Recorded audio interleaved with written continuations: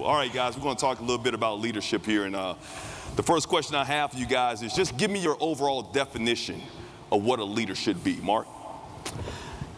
Well, I don't think there's one definition of a leader, but, again, my experiences from some of the great coaches that have kind of mentored me, I think being a really good listener is extremely important, and being able to empathize and relate to whether it's your players, and there's a lot of different things that goes in a leader, but I think the other thing is resiliency, creativity. I was very fortunate as an AD for 17 years. I've seen good, bad, ugly coaches, but the good ones look at situations and say, what can I do to make this a successful situation?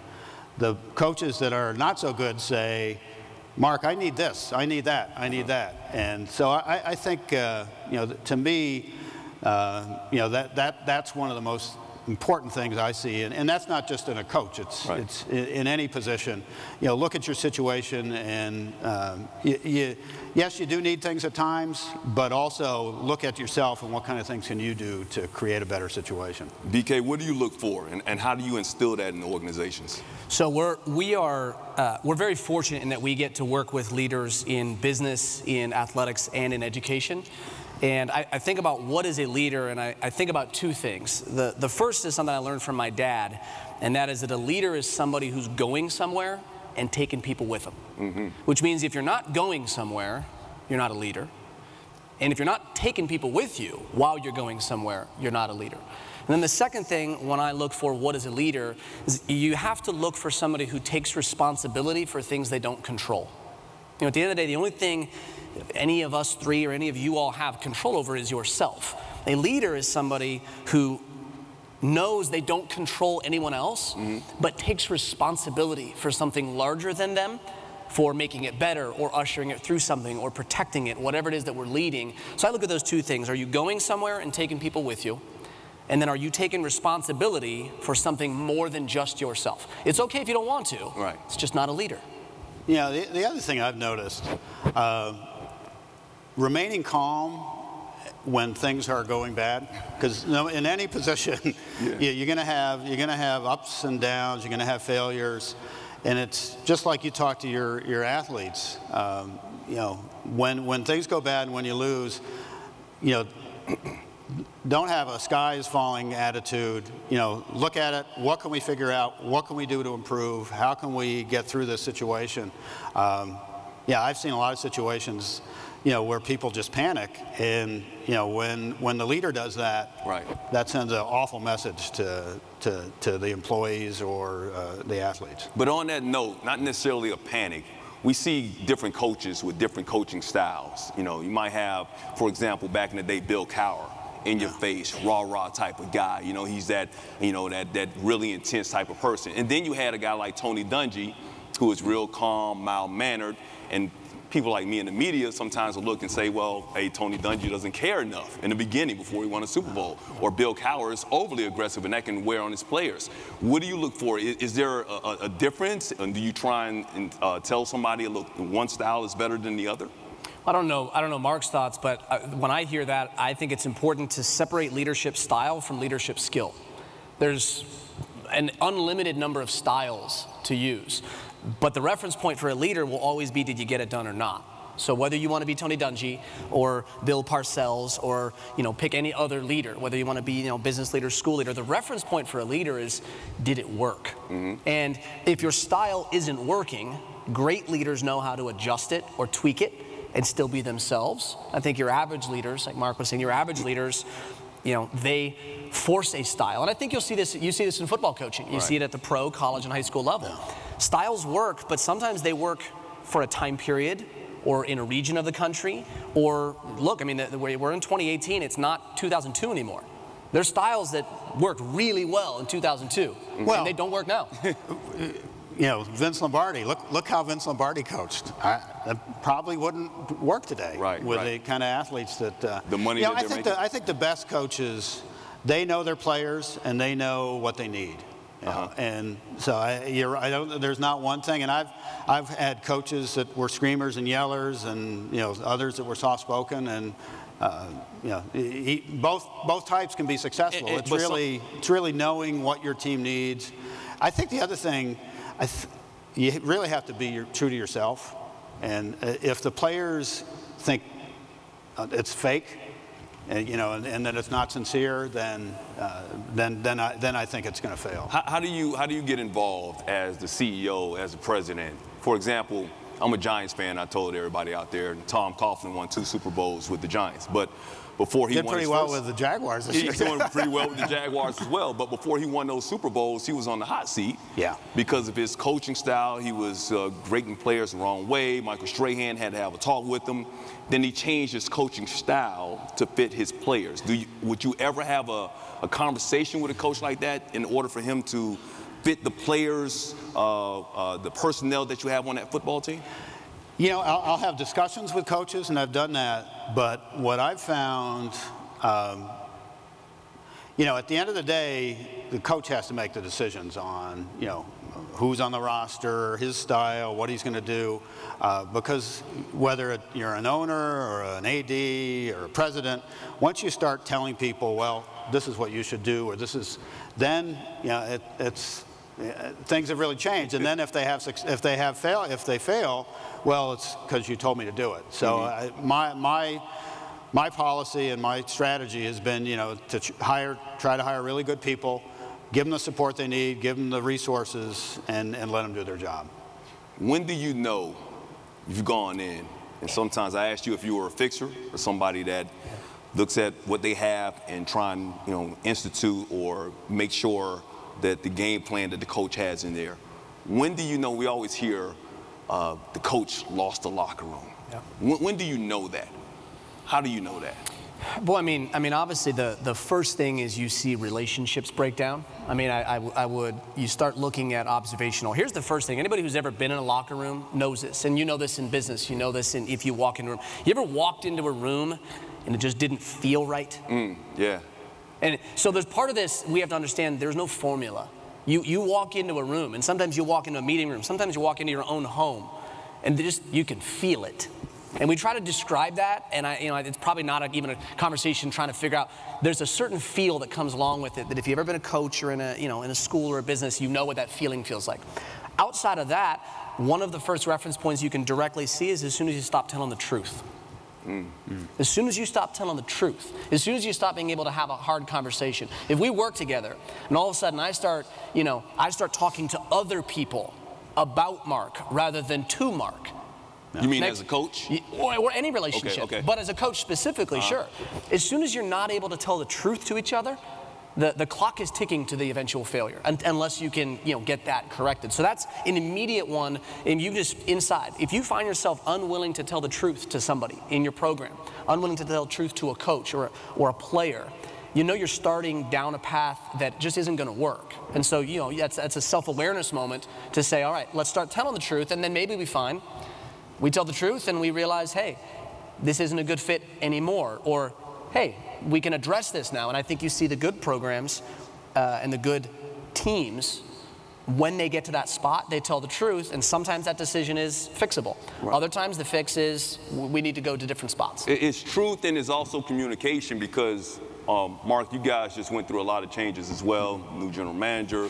Now your general manager reports to you, but so does the head coach. It used to be a structure where Mike McCarthy would report to the general manager and the general manager report to you. Why did you change that? Why did you feel like it was necessary for your coach and your general manager to be able to come directly to you? Yeah, well, a couple things. I felt that we needed to improve communication throughout the entire football operation. And I think over time there had been, and this happens in a lot of organizations, silos had kind of built up, and you didn't have a lot of information going across, whether it be personnel or scouting, and the coaching staff. And so I thought that it would be helpful to have everybody in football report to me. And the other piece of it is, really focusing on, our new general manager, Brian Gutekunst. And by the way, Ted Thompson, to me, has, been the best general manager in the NFL. Yeah. As you mentioned, 13 years he's been there. We've been in the playoffs 8 straight years. And consistently, I think 2 out of the last 4 years we were in the NFC Championship game. So we're competing at a high level. But Brian Gutekunst, I think he's going to be a great general manager. I'm really excited about him. But I wanted to make sure that I put him in a position to be successful. And so kind of narrowed his responsibilities. We have a person named Russ Ball who's going to take on, who's done a lot for us with Ted over the years, but it all was officially under Ted's umbrella. So kind of split his responsibilities. Russ will take on a lot of those. And then, quite honestly, I think, having the coach report to me rather than general manager, Brian will be actively involved in it. We'll make decisions together, but that's another piece to narrow his focus. So most important thing for him is the draft, 90-man roster, the 53-man roster, really allow him to focus on those things, make sure he's successful. I'm looking, and the Packers have had, once again, a storied organization. You rarely hear anything negative about the Packers when it comes to things that happen off the field. You hear a lot about the Bengals and other teams like that. But you don't hear things come out of New England a lot until recently. You don't hear things come out of the San Antonio Spurs in the NBA until recently, and that's the event of social media, and everybody has these beat writers right now. You hear about a star player like Tom Brady, Bill Belichick, who's a star coach, and of course then there's the organization. So you got 3 different leaders. You're talking about knowing your place. When you have a situation like the Patriots just went through with Brady, Belichick, and the Patriots, and of course all of them are saying that there is no story there. It's fake news. Yeah, really. It ain't fake news, really. It's something that's going on there. Yeah. How do you deal with something like that? How do you divide up the star player? Well, I would say this, and I'll let Brian answer it. The Patriots, they have, in terms of being able to focus on football and avoid the distractions, what they've been able to accomplish. Oh, absolutely.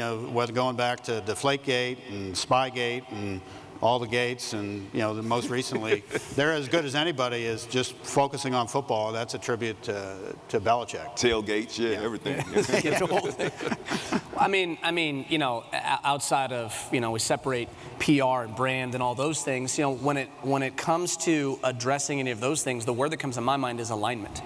And every coach, alignment. Alignment. Every coach out here deals with various forms of that. It's not Tom Brady and it's not Super Bowls, but it's stuff that's happening in communities. It's discussions. I was having conversations last night about, there's redistricting, and next thing you know, you have players who are leaving and parents coming up and arguing over playing time. So there's the mini controversies on the scale compared to the NFL. But at the end of the day, if you have a team, just like in a family, that's alignment. We have disagreements in our families. We have differences of opinion between a husband and a wife. The worst thing that could happen in a relationship with kids or a family is to have 2 different people out of alignment and then have that start being public facing.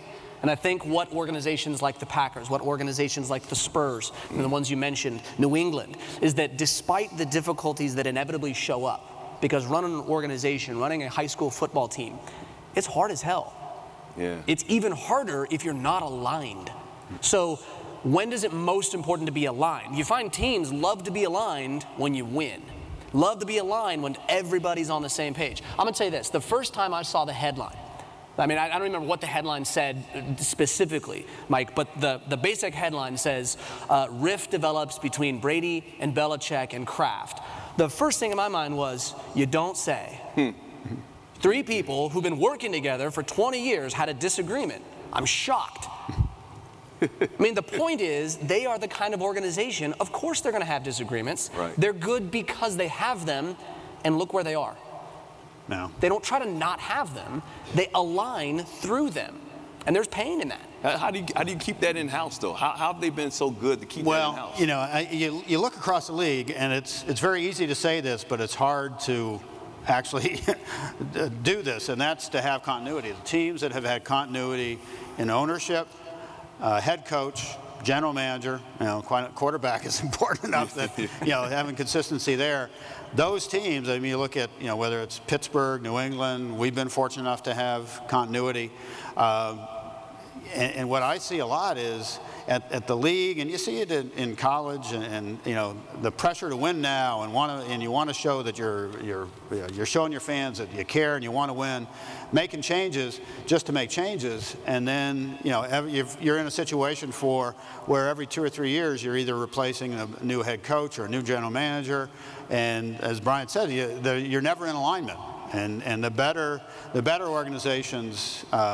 You know, they'll make change when they have to, but continuity is a priority, and trying to remain on the same page is a key as well. I remember when I was at ESPN, I had a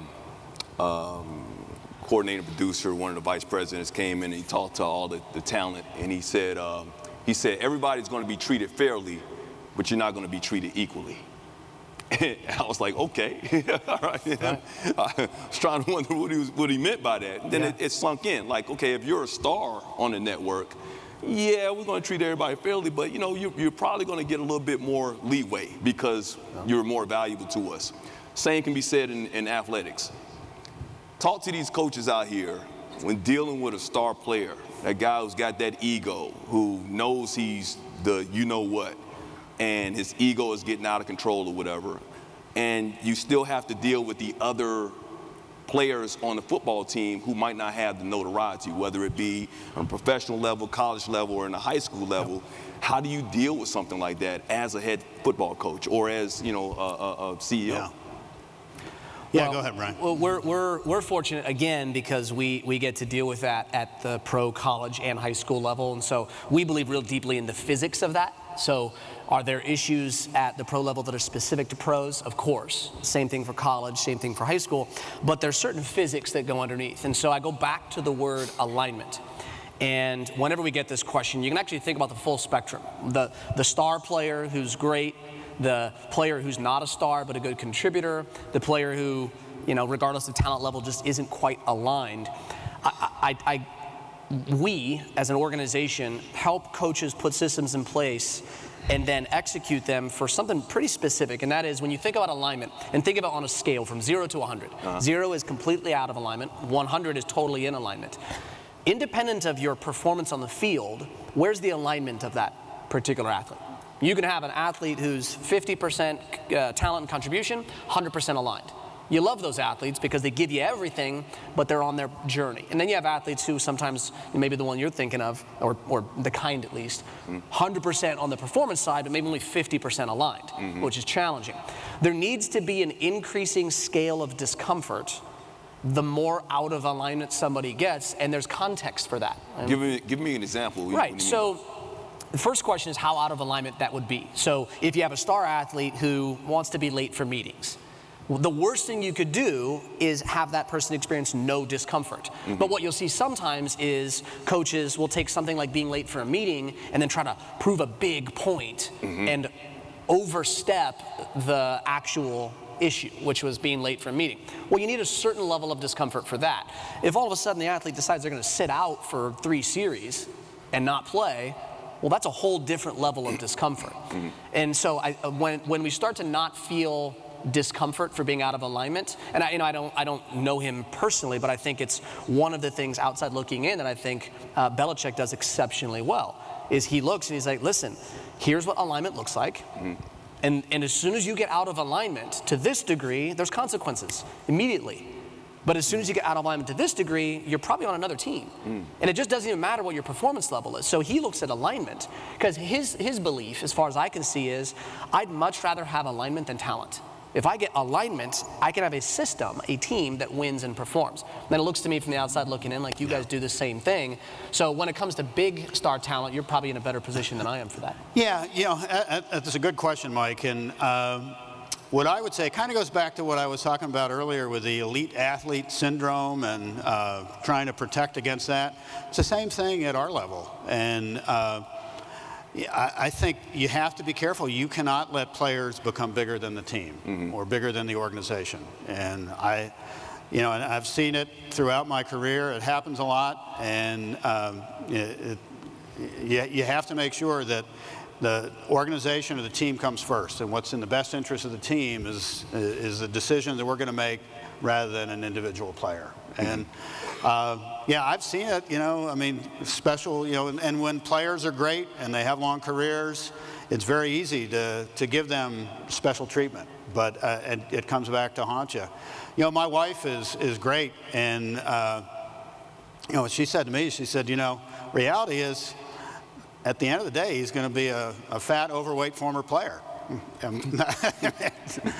Just, you know, you look at it from that perspective, the careers in the NFL are short. The average career is 3 years. Yep.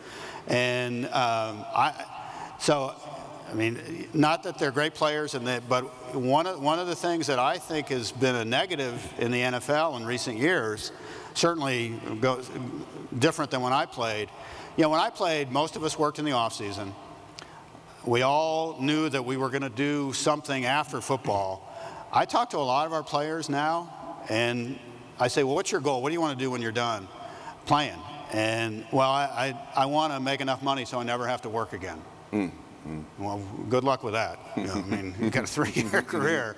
And, you know, the other kind of in line with that, every year I try to sit down with our rookies and I talk to them a little bit about, and normally, so we draft probably, you know, 10 to 12 rookies, and then we have a lot of undrafted free agents, and we bring a number in for a workout. So it's about 50 or 60 rookies.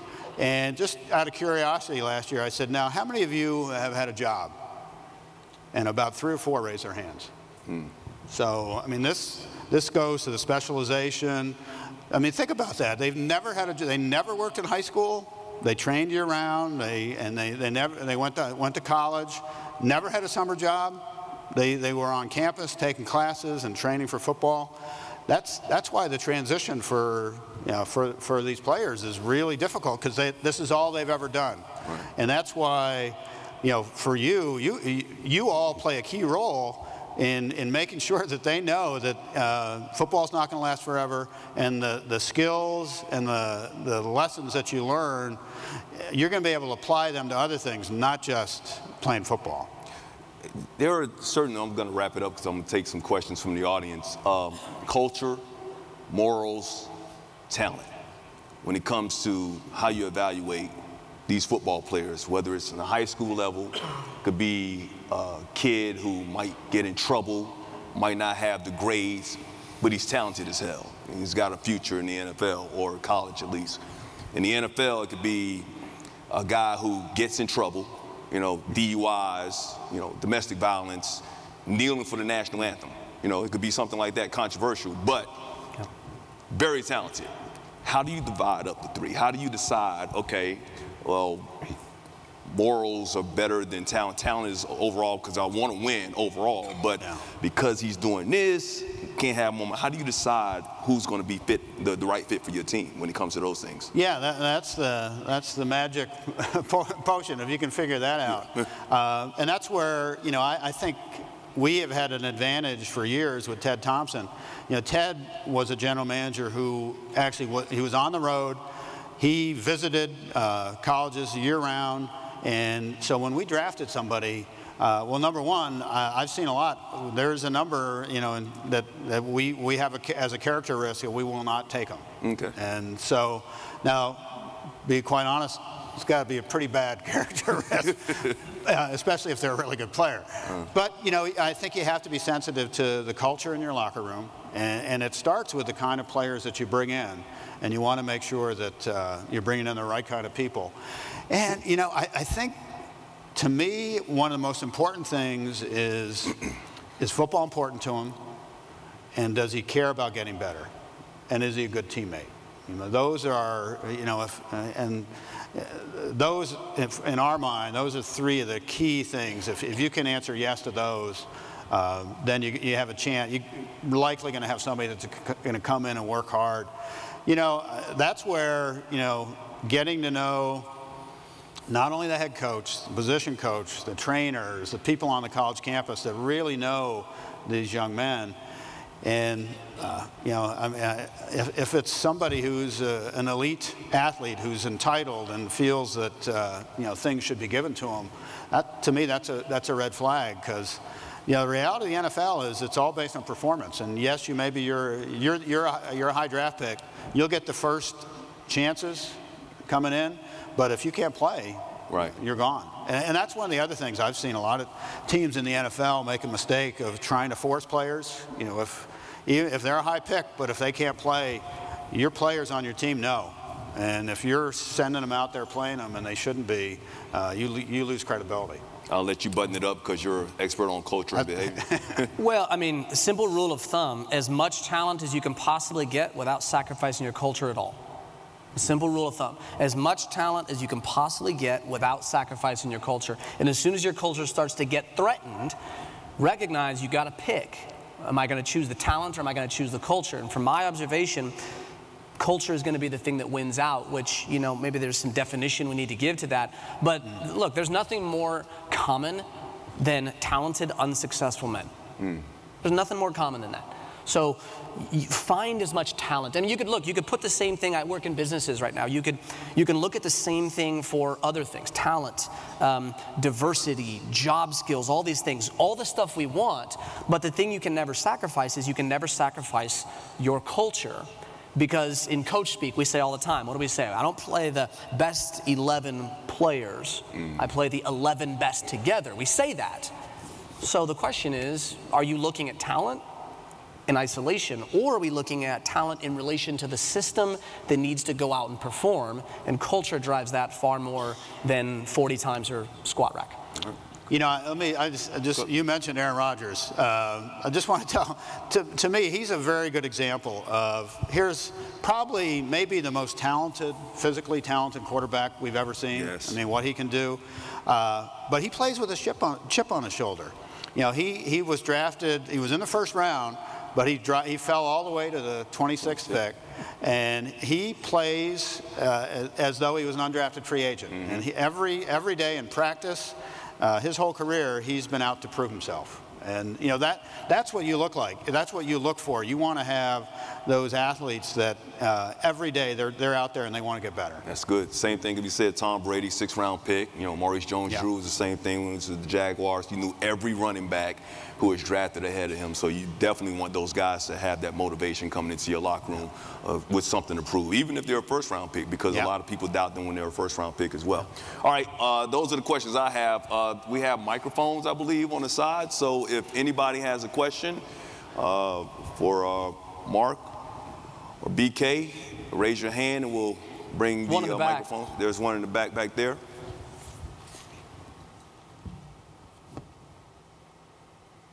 Question for Mr. Murphy. You, with all the changes you mentioned with the Green Bay Packers, you made a lot of changes to make Coach McCarthy be successful going forward. How invested would you be in those changes, and how would you be able to tell, or how difficult would it be for you to accept if those changes didn't work, and how would you know? And then the other question was it difficult in making your general manager decision to kind of lose other talent in the organization, or how do you decide to choose one person or another than to lose someone who may also be talented but not necessarily the right person at that right time? Okay, yeah, well, a couple. Yeah, you know, as we mentioned, the Packers, you know, we've been a very, I'd say, consistent organization. We haven't made a lot of changes. And so this year was a little bit out of the norm for us. But I really felt that some changes were needed within the organization. And a lot of it was with Ted Thompson. You know, Ted and I worked together for 10 years, and he's done a great job for us. And every year we kind of sit down, kind of talk through things. And this year we talked about it and really decided it was probably best for him to move to a different transition to a senior advisory role. He's still going to be involved in the organization and really getting back to his roots, what he does best as a scout. In terms of the GM, in terms of selecting the players, you know, again, I'm in the draft room on the day of the draft. It's a fascinating process, by the way. But I have not in the past been involved in all of the draft meetings leading up to it. I'll be a little bit more this year, but really more just to support Brian and his staff. and making sure that they know that I understand the issues that they're facing and want to help them make the best decision. This is a big year for the Packers. You know, we had a great run. We had 8 years in a row in the playoffs, and we want to make sure we get back to competing for Super Bowls. And I think, as Mike said, having Aaron Rodgers come back this year fully healthy will be a good start towards that. Definitely helps. All right, anyone else? Young man right here, front. Appreciate it. Good morning, everyone. My question is I used to be a football coach, and I gave it up to try to get out and donate just safer products. My question for you guys is looking into it and having as many, I guess, as many issues or as many problems as we have in the country right now, how as a coach can we better instill life structure into these kids to go on and be better, you know, human beings? And really, yeah, we want to instill work ethic, but how do we make them, not make them, but help them become better people? Yeah, BK? Okay. Yeah, you know, that's the line of work that we're in part. You know, I see our role at Focus 3 as first helping, you know, 1A, 1B, and really 2 missions. You know, we're competitors, so we want to win more games, and we want to go out and compete and win, and we want to build great people. And I believe in my heart that if we build people who win games, but they're not equipped for life, that none of us have fulfilled our mission if we don't do that. And football, particularly as a sport, I think, and I'm biased because football is my sport. For me, growing up, that was the one. Outside of my direct family, nothing shaped my life more than football did. Played since I was 8 years old. I was always the smallest guy on the field. My dad held me out of football for the first 2 years I asked because he thought I was going to get broken. You know, serendipity, I ended up playing nose guard as the smallest person, so he didn't put me in a position to not get, you know. And I think he did put me in that position. But nothing shaped my life more than that. So for me to see the national conversation around football right now, it hurts. It really does. But, and this might sound controversial, but it isn't. Here's what I believe in my observation. And I don't know that I'm right on this, but I believe this. I don't believe you can ever convince people football is safe. But people don't play football because it's safe. They don't watch football because it's safe. We play football because it's fun. We watch football because it's entertaining. Why do we play football? Nobody signed up for football because it was the safest activity out there. We signed up because we wanted to get the girl, or we signed it up because we were following our dad's footsteps, or because it was exciting, or because we wanted to learn some lessons. So I think one of the things we can do is make football safe, but let's maybe stop trying to win the safety conversation by convincing them. Let's make football more attractive. Right? Does that make sense? Let's make it more attractive. What is it that football does for us? I believe the power of football is the experiences it gives to us, the behavior it demands from us, and the beliefs that it instills in us. I think that's what football is about. That's the power of football right there. The winning and losing, man, you can go win and lose in basketball, but I don't think basketball gives you the experiences, demands the behaviors, and instills the beliefs that football does. I know that's biased. I think this room's probably close in alignment with me, but I think that's what it's all about. So if you have an offensive system, do it. If you have a defensive system, do it. If you have a special team system, do it. If you have a fundraising system, do it. What's the system for behavior? What's the system for building a culture? We talked about this. And you need to be as systematic about how you build leaders and culture and behavior as you are about everything else in your program. And if we're not, we're probably missing the larger mission that it is that you're talking about. Yeah. Not that I have strong opinions on any of that stuff. No, I mean, I mean, we're at a time in our society where I mean, we haven't been as divided as probably in the 60s. And, you know, I think football is crucial for the future, particularly, you know, how do we work together, teamwork. I mean, and you heard it all yesterday. The lessons that you learn from football are invaluable, and the coaches instill it more than anybody. But the one thing, you know, the idea of the elite athlete, you know, if coaches can help keep their keep their athletes grounded and humble. To me, that, because eventually that's the beauty of football. You're going to get knocked down, and you're going to have failures. And that's one of the most valuable lessons that you learn is you're going to have to keep fighting and grinding through it. That's, you look at the Patriots, I know that's what Belichick talks a lot about, is work hard every day and grind, and then you'll have success. Hi. My question is for Mr. Knight also. We talk about culture a lot. I'm a high school coach, and as a young coach trying to figure out who I was as a coach and where we needed to go culturally was a challenge. I was wondering what you might do with young coaches or even coaches that are trying to find that culture. How do you guide them to find out who they are and what they believe in so they can stand by that and it doesn't come across as a fake or a copycat of another program? Yeah, that's a great question, and you do see that. Coaching is a, you go to do the clinic circuit, and it's to a large extent it's a copycat profession on the technical side. The NFL, the phrases, it's a copycat league. And when it comes to the on-the-field stuff, there's space for that. When it comes to culture, you have to be really careful. The first thing, I'm a big believer, and any of you who follow us know we're big believers in simplicity. So here's the first thing, is write it down. Write it down. Don't just keep it in your head. Concepts stay in the head. We've got to get it concrete. The easiest way to do that is write it down on a piece of paper. The second thing is, as you write it down, don't try to get it done in 3 weeks or 3 months. You're going to need, as a young coach or a new coach, doesn't have to be young, as a new coach, sometimes he is an older coach. Everybody who's been in this room, who's been in the game for 15 years plus, this is equally applicable to you. Write it down and use 18 months to figure out who you are. I just don't believe, I don't believe that we know who we are at all times. You do transitions.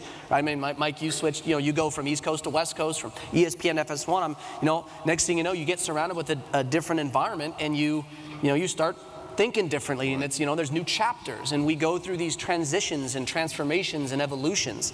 And it's absolutely, absolutely mandatory, in my book, to sit down and define that for yourself. So write it down.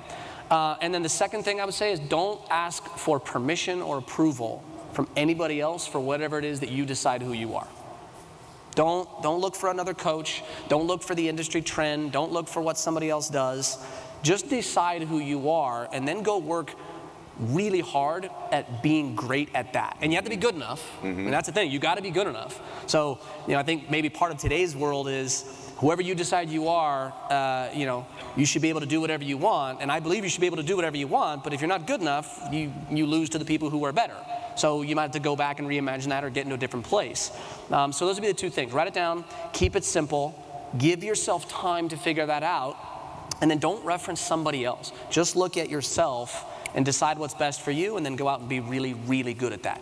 There's only one you, so be unique. Be yourself. Like talking about culture, just one of the things that we do, now the Packer organization is very unique. We're community owned, just shareholder owned. We're, don't have an individual owner. But one of the things I think that we have done well over the years is if you came into our facility and you walked through the player area, you see all kinds of photos of former players, jerseys of our retired players that had their numbers retired, championship banners. And I think for a lot of today's athletes, you have to remind them that they are part of something bigger than themselves, and that there's a history here, and there's a way that we do things, and there's an expectation. And from particularly high schools, I think sometimes that really resonates with our players. That it's not all about them. It's this is you're part of something that's pretty special here, and that we want to make sure we keep it going. All right, I think we got time for one more question, and then got to wrap it up. Good morning. My question is, as a high school coach, and we're talking about the culture and the locker room culture, maybe at your level you get to cut a guy or trade a guy. At our level, when we cut a guy, we got to be concerned of where he's going and what he's going to do now without us as coaches. So trying to be sensitive to our locker room and keep our culture. What about that one guy who's sour but doesn't do enough necessarily for us to kick him off the team? He's not smoking pot. He's not cussing his teachers. but he's sour in the locker room. So my question is, what's your advice for us on handling those guys? No, you can answer that one, BK. We get asked this question a lot, and I go back to what I was talking with Mike about that scale of alignment. You know, you want to match it to the scale. Here's the first thing, and I talked to a lot of coaches. I'm talking to a good friend of mine who lives in Ohio, and the kid, you know, he for all the great he does, his mind goes to the kids he lost. And anybody who's coached, you know what that feels like. Here's the first thing, because I believe in relentless optimism, but I also believe in unflinching realism. I believe in doing both of those. And if you miss one or the other, I don't think that's whole. So here's the first thing. You're going to lose kids. If you're in high school, if you're in grade school, you're going to lose kids. If you can't lose anybody, don't get in or get out. But you're going to lose somebody. So we're going to try not to, but that's a reality. Number two is when you're looking at that reference point, the reference point in my mind for where's that line is at what point does it become detrimental to the rest of the team. Sometimes for an athlete, even with a star athlete, you just got to get them to neutral. And what's neutral? They're not helping your culture, but they're not what? They're not hurting it. And some people, you just need to get to that spot. It's not ideal. You can't have too many of that, but sometimes you have to have it like that. We've coached and worked with teams where star players, and we just kept them in neutral, and other people had to be the lead. So you always look for the collective good, the collective team, and whenever it gets to that spot, here's the point. No one can tell you where that is. You've got to be inside your locker room. But I will say this, and I'll just close with this. Here's what I observe. Coaches get fired all the time for all kinds of things. But the reason at the core why more coaches get fired than anything else is because they lose the locker room, not because they forgot how to coach ball. They didn't forget X's and O's. They don't forget cover two. They don't forget what the stem is on a wide receiver's route. They get fired because they lose the locker room. So if you're looking for the safest possible approach that puts you in the best possible position, not only to win, but to secure your career, do great things, build young men, building your locker room is the thing that will bring you fastest to success as well as keep you from the failure that is that irrecoverable kind. Because there's coaches who know X's and O's all over the place. Coaches that are elite in a locker room, those ones are harder to find and therefore much, much more valuable. All right. Hey, good stuff right there. Good conversation with some great guys. Just to follow up on his question, I would say, and BK mentioned this, there has to be consequences if his behavior is bad. There's nothing like taking playing time away.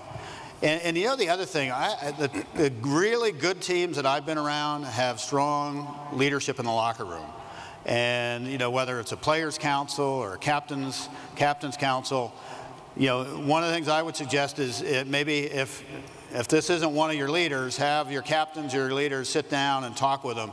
Oftentimes, players can be very effective in straightening somebody out in a situation like that. Make it social. Yeah, absolutely. Good stuff, right, guys?